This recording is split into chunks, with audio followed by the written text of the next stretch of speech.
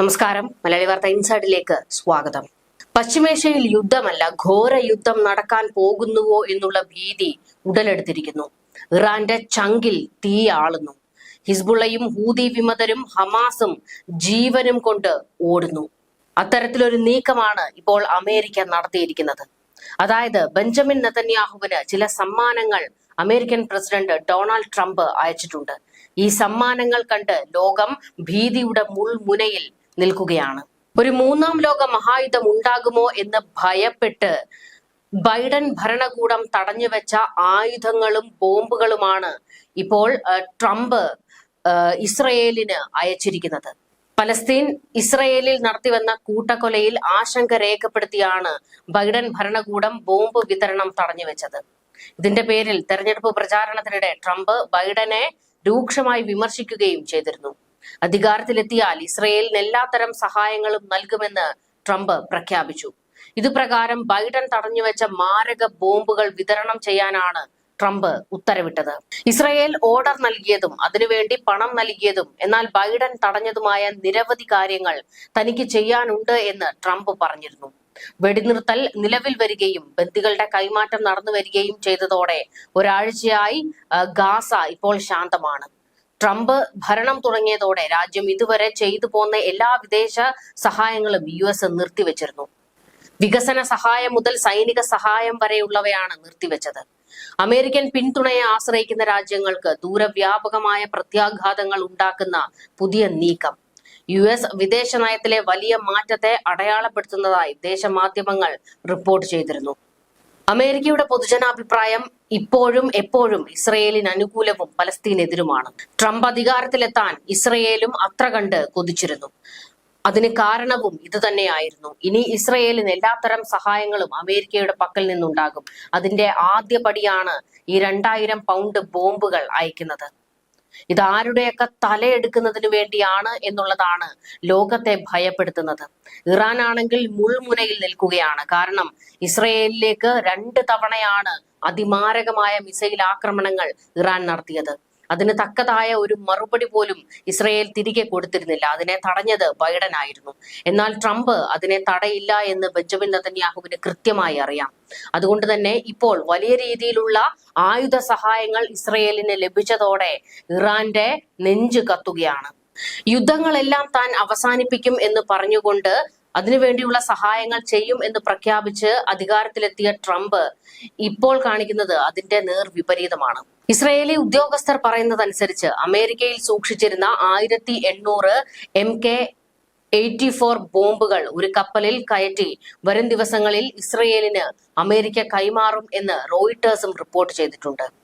ധാരാളം ആയുധങ്ങളും അത്യാധുനിക യുദ്ധോപകരണങ്ങളും ഉൾപ്പെടെ നൽകി ഇസ്രയേലിന് ദീർഘകാലമായി സൈനിക സഹായം നൽകുന്ന രാജ്യമാണ് അമേരിക്ക. തെക്കൻ ഗാസയിലെ റാഫ നഗരം പോലെയുള്ള ജനസാന്ദ്രതയുള്ള പ്രദേശങ്ങളിൽ ഇത്തരം ആയുധങ്ങൾ ഉപയോഗിച്ചാൽ ഉണ്ടാകുന്നത് വലിയ പ്രത്യാഘാതങ്ങളാണ്. അതുകൊണ്ട് തന്നെയായിരുന്നു 2024 മെയ് മാസത്തിൽ 2000 പൗണ്ട് ബോംബുകളുടെ വിതരണം അമേരിക്ക നിർത്തിവെച്ചത്. പക്ഷേ ഇസ്രയേലിന്റെ കടുത്ത സമ്മർദ്ദം കാരണം 2024 ജൂലൈയിൽ ഇതിൽ നിന്നും 500 പൗണ്ട് ബോംബുകൾ ഇസ്രയേലിലേക്ക് കയറ്റി അയക്കുകയും ചെയ്തിരുന്നു. ബങ്കർ ബസ്റ്ററുകൾ എന്നറിയപ്പെടുന്ന ഈ 2000 പൗണ്ട് ഭാരമുള്ള ബോംബുകൾ വരുത്തിവെക്കുന്നത് അതിദാരുണമായ പ്രത്യാഘാതങ്ങളാണ് എന്ന് കണ്ടായിരുന്നു ബൈഡൻ ഭരണകൂടം ഇത്തരത്തിൽ ഈ കയറ്റുമതി മരവിപ്പിച്ചത്. ബൈഡൻ കൊണ്ടുവന്ന ഈ നിയന്ത്രണം ചെറിയ തോതിൽ അമേരിക്ക ഇസ്രയേൽ ബന്ധം വഷളാക്കുകയും ചെയ്തിരുന്നു. ബൈഡൻ ഭരണകൂടം ഇതുവരെ പുറത്ത് വിട്ടിട്ടില്ലാത്ത യുദ്ധോപകരണങ്ങൾ തന്റെ കാലാവധിയുടെ തുടക്കത്തിൽ തന്നെ ട്രംപ് പുറത്തിറക്കുമെന്ന് ഇസ്രയേൽ വ്യക്തമായി കണക്കുകൂട്ടിയിരുന്നതാണ്. ആക്രമണത്തിന് അയവ് വരുത്താൻ നടപ്പിലാക്കിയ വെടിനിർത്തൽ കരാർ കാലഘട്ടത്തിൽ ഇത്രയും വലിയൊരു തീരുമാനം ട്രംപ് സ്വീകരിച്ചിട്ടുണ്ടെങ്കിൽ അതിന് പിന്നിലെ അമേരിക്കൻ താൽപര്യങ്ങൾ തീർത്തും വ്യക്തമാകുന്നത് ഒരു വലിയ യുദ്ധത്തിലേക്ക് കാര്യങ്ങൾ കൊണ്ടെത്തിക്കാനോ അതോ ഇറാനെ ഭയപ്പെടുത്തുന്നതിന് വേണ്ടിയാണോ എന്നുള്ളതാണ് ഇനി അറിയേണ്ടത്.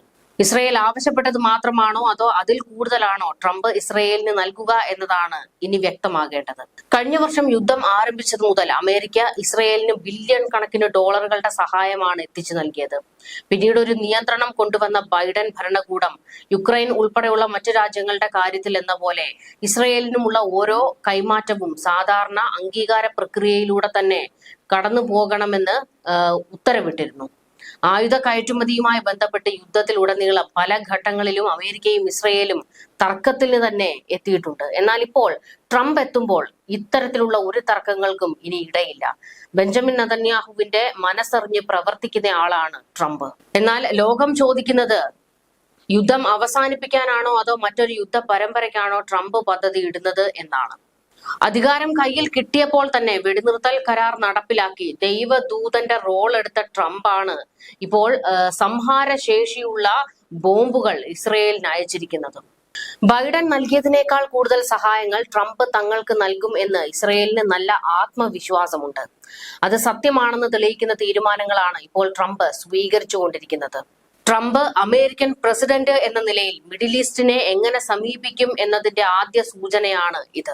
പലസ്തീനെതിരെ തിരിഞ്ഞാൽ കടുത്ത പ്രത്യാഘാതങ്ങൾ തന്നെ ഇസ്രയേൽ നേരിടേണ്ടി വരുമെന്ന് ഇറാനും യമനും ഇസ്രയേലിന് മുന്നറിയിപ്പ് നൽകിയിട്ടുണ്ട്. എന്നാൽ അമേരിക്ക ഇപ്പോൾ ബോംബുകൾ കൈമാറിയതോടുകൂടി തന്നെ ഈ ഗ്രൂപ്പുകളുടെ എല്ലാം നാവടങ്ങിയിരിക്കുകയാണ്. ഇസ്രയേലിന് വേണ്ടി അവർക്ക് ആവശ്യമുള്ളതെല്ലാം ചെയ്തു കൊടുത്തേ മതിയാകൂ ട്രംപിന്. കാരണം യഹൂദ ലോബി അമേരിക്കയ്ക്ക് നൽകുന്ന പിന്തുണ അത്ര ഏറെ പ്രാധാന്യമുള്ളതാണ്. അമേരിക്കയുടെ വ്യാപാര വ്യവസായ താൽപര്യങ്ങൾ ഇസ്രയേലുമായി ബന്ധപ്പെട്ടിട്ടുള്ളതാണ്.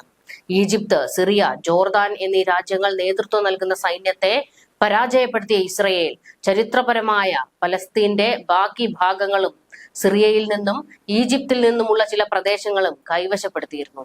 അന്നു മുതൽ ഇസ്രയേലിന്റെ സൈനിക മേധാവിത്വത്തെ അമേരിക്ക അസന്നിഗ്ധമായി പിന്തുണയ്ക്കുന്നുണ്ട്. അറബ് രാജ്യങ്ങൾ ഇസ്രയേലിനെതിരെ നടത്തുന്ന ശത്രുതാപരമായ പ്രവർത്തനങ്ങൾ തടയാനും അമേരിക്ക മുൻപന്തിയിൽ തന്നെയുണ്ട്. അമേരിക്കയുടെ ഉറ്റ ചങ്ങാതിയും പങ്കാളിയുമാണ് ഇസ്രയേൽ. ന്യൂസ് ഡെസ്ക് മലയാളി വാർത്ത ഇൻസൈഡ്.